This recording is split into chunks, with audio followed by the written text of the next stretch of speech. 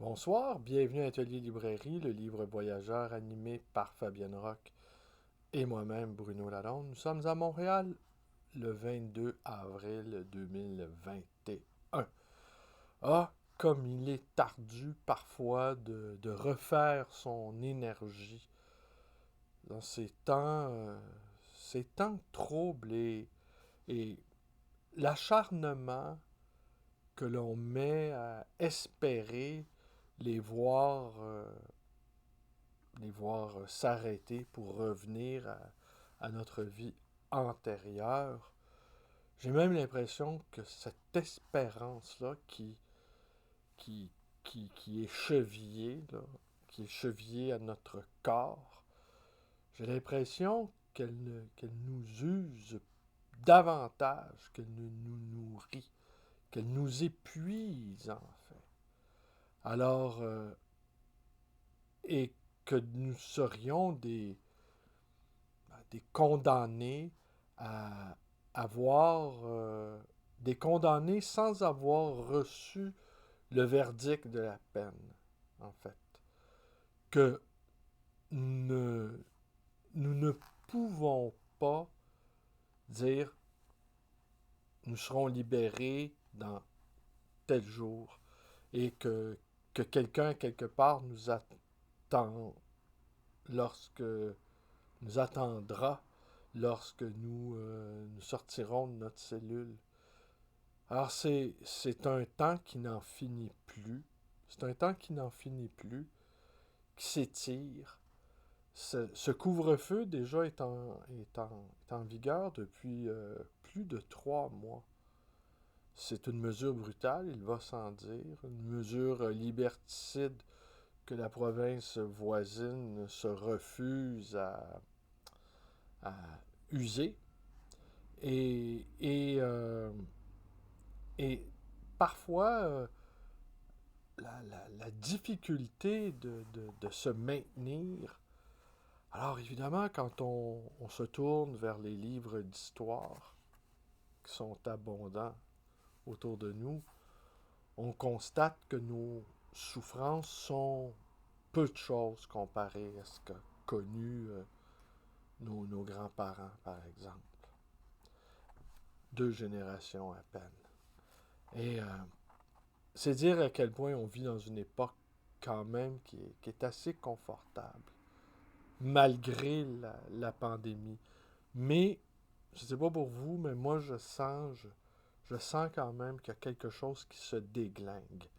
Quelque chose qui se déglingue et qui, je m'en faisais la réflexion, puis sans doute aussi, vous pouvez nourrir ce genre de réflexion, c'est que à quel moment une société, une collectivité devient-elle insensée, devient-elle folle? À quel moment la perte des repères, une sorte d'angoisse diffuse, de ressentiment, de colère rentrée, d'amertume grandissante, à quel moment ces miasmes-là qui, qui constellent l'atmosphère de leur poison subtil et invisible, à quel moment provoque-t-il un effet à la fois de déflagration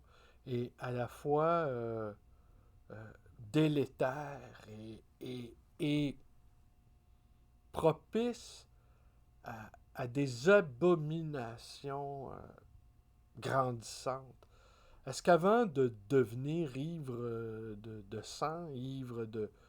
Parce que nous avons connu au cours de notre longue histoire, l'espèce humaine, le genre humain a connu au cours de sa longue et traumatisante histoire, a connu des périodes sanglantes. Mais est-ce qu'avant ces périodes sanglantes, il y avait des signes annonciateurs? Est-ce qu'il y avait une sorte de dérèglement surprenant qui se, qui se mettait en branle et qui préparait l'avènement de quelque chose de beaucoup plus monstrueux. Est-ce que il y avait des petits signes avant-coureurs? Bon, la pandémie n'est pas un petit signe avant-coureur, mais nous sommes bousculés dans notre, dans nos quotidiens, dans notre manière de faire, ces petits gestes qu'on ne s'aperçoit plus faire, mettre le masque quand on rentre dans un lieu public, euh, chercher l'antiseptique qu'on va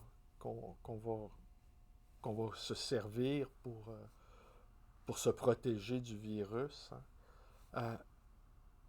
Les gens qui nous parlent imperceptiblement, ne voulant pas leur manquer de courtoisie, on va se reculer un peu.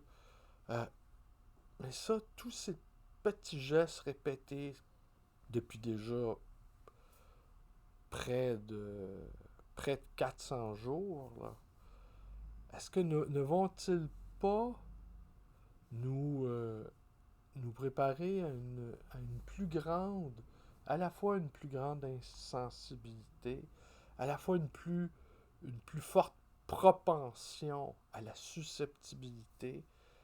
Est-ce que est-ce que c'est comme ça que ça commence? Parce qu'il y a des... Et toute la mécanique sociale, on voit nos gouvernements qui, euh, qui appliquent des politiques de gauche. Sur ce terrain-là, la gauche, elle est battue. Les gouvernements, peu importe qu'ils soient de droite, de centre-droite, de centre-gauche, ils ouvrent toutes les vannes euh, de, d'argent, de dollars, de monnaie, d'euros pour endiguer la crise, et, et même sur le plan politique, de voir des...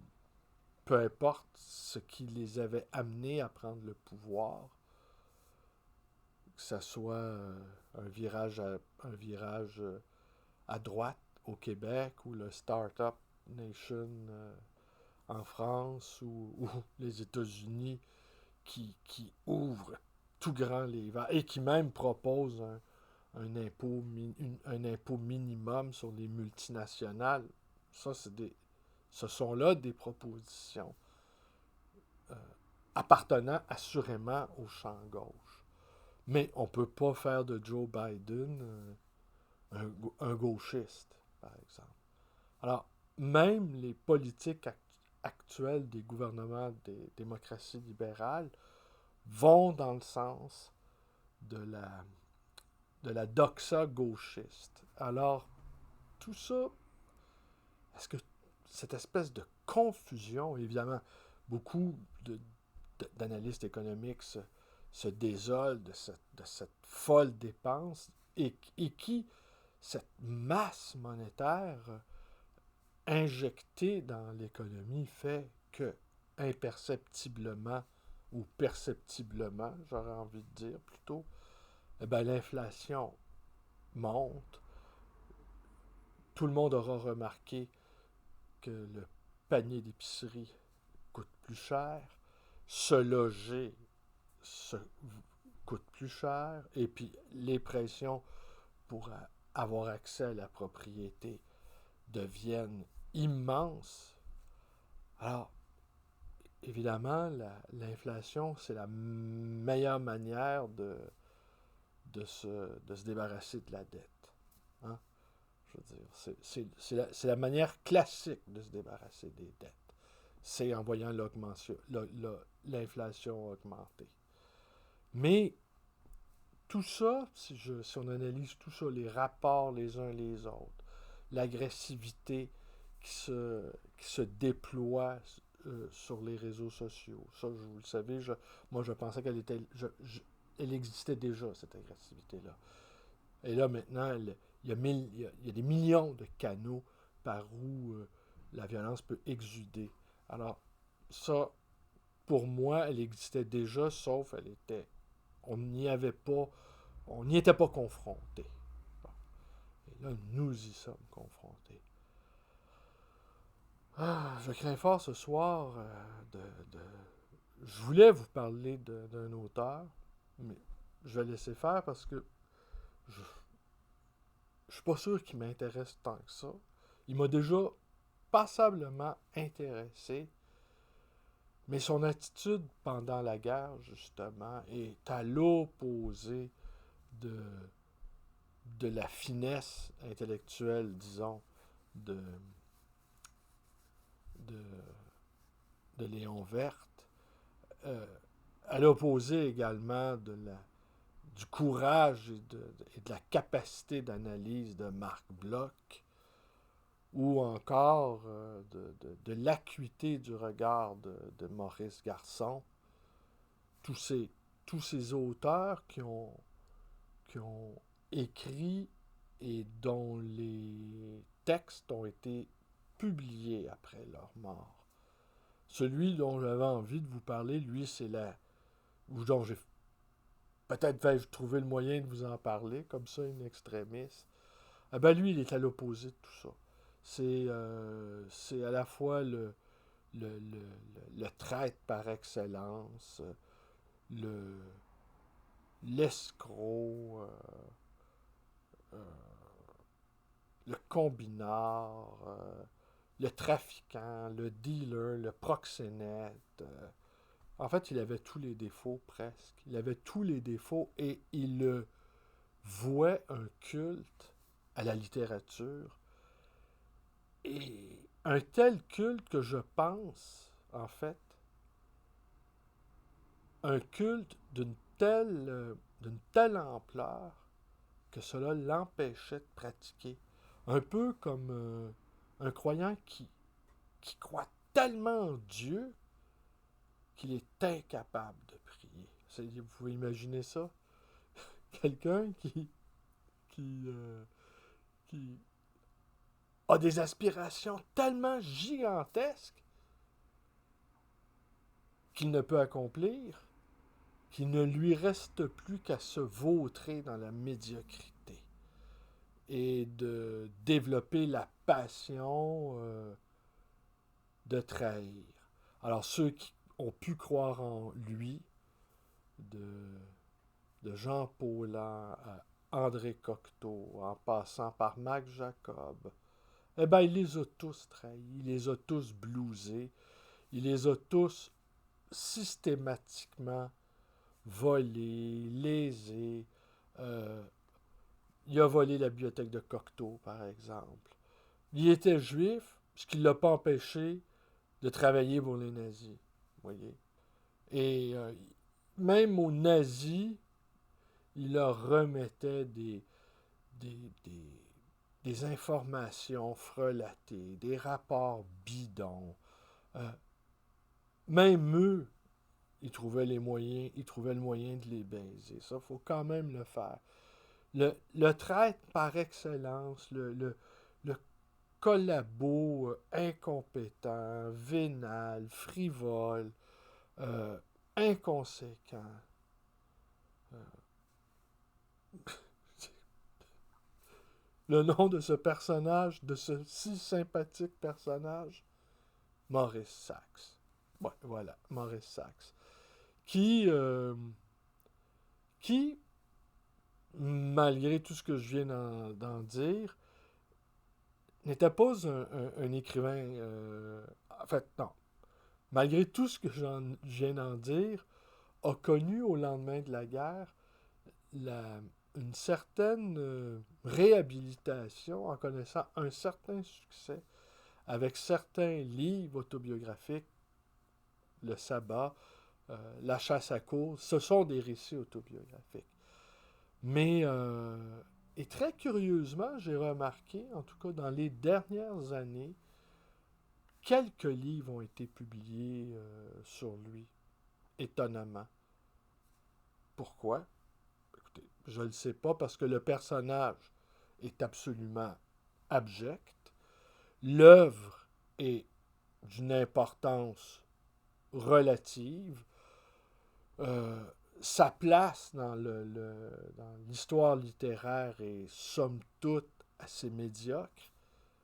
Et pourtant, le personnage, peut-être à cause de son invraisemblable veulerie, doublée de ses velléités de vouloir être un grand écrivain, espèce d'anachronisme,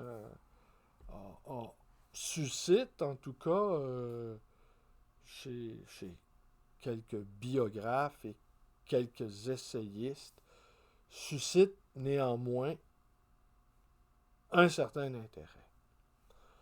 Je vous parle de lui parce qu'aujourd'hui, j'ai trouvé ça, de Thomas Clair, Maurice Sachs, Le Désœuvré. Et peut-être qu'il y a un tout petit passage sur... ouais, un tout petit. On va pas aller... Je ne discute pas l'abjection réelle de Maurice Sachs. Je la traite comme une image que les anciens appelaient ethos, construction rhétorique de soi. L'orateur, disaient les Grecs, n'avait pas besoin d'être vertueux pour être cru. Il suffisait de le paraître. Sachs a pris cette loi au pied de la lettre. C'est le moins qu'on puisse dire. Mais avec lui, l'éthos se passe complètement de l'éthique. Le discours se trouve délié d'engagement moral. Tout le monde tombait sous le charme de Sachs, puis se faisait rouler. Il ne fallait pas avoir affaire avec lui. Son efficacité fut grande à l'oral, plus que dans ses livres, où il se définit d'avance comme un être vil, figeant sa personnalité, sa personne en personnage. Par un jeu d'homonymie, l'éthos, construction oratoire, et l'éthos, caractère, se confondent dans ses écrits sous le lieu commun du flambeur cynique, qui n'est pas dénué d'intérêt, mais n'est pas plus vrai que le vrai Sachs, alors que la réputation d'un écrivain se construit à travers ses textes. C'est dans ses attitudes que Sachs bâtit la sienne en la détruisant. Son infamie, fama, réputation, s'est accomplie hors de la littérature et contre elle. Avide de reconnaissance, ce narcisse noir s'est laissé prendre très tôt par son image frelatée. Il s'est complu dans son personnage de traître qui le signalait aux yeux des autres. De sa déchéance esthétisée, Sartre aurait pu dire « il la méritait ». Mais il s'est brûlé au feu qu'il alluma lui-même. Sachs n'a pas choisi cette existence de fêtard pestiféré, elle s'est imposée à lui. La théorie sartrienne implique un introuvable triomphe de la volonté autant qu'une négation inacceptable de l'inconscient. Entièrement objet de ses passions, jetant sa réputation au chien, Sachs est passé pour toujours de l'autre côté. À la différence de Genet, qui s'est fait de ce que la société avait condamné chez lui, traître, voleur, pédéraste, écrivain, attitude qui relève d'un choix de vainqueur. Sachs ignora cette libre conversion de force. Pour Sartre, qui feint de croire que tous les sujets sont responsables, raison pour laquelle il est resté sourd à certains pays de la littérature, le destin d'un écrivain dépend de ses choix. Le naufrage de Sachs n'est nullement le fruit d'une décision, mais celui d'une carence. Les esprits faibles ne peuvent être sincères. Quelle plus belle définition du névrosé! C'est du Larochefoucauld, c'est-à-dire du Lacan. Sachs a raté sa vie et son œuvre sans appel. La seule chose qu'on puisse faire pour lui, c'est le situer. Alors, je ne sais pas si ce que je vous en ai lu vous donne le goût d'aller jeter un petit coup d'œil sur cet auteur assez surprenant au fond, mais Ouais. Alors c'est ça, je vous montre le livre. Alors c'est Thomas Clair, Maurice Sachs, Le Désœuvré, et c'est publié chez Alia. Alors ça va être tout pour ce soir. Elle est courte. Euh, je- je- la neige aujourd'hui, hein. Aujourd'hui, la neige, là. Oh. Ah oui, oui, oui, oui, oui. Mais écoutez, hein, on ne sait de rien quand même. Alors c'est tout pour ce soir. Et oui, c'est pas... c'est- honnêtement, c'est pas un grand cru. Bon, voilà, voilà. Est-ce que j'allais vous dire quelque chose?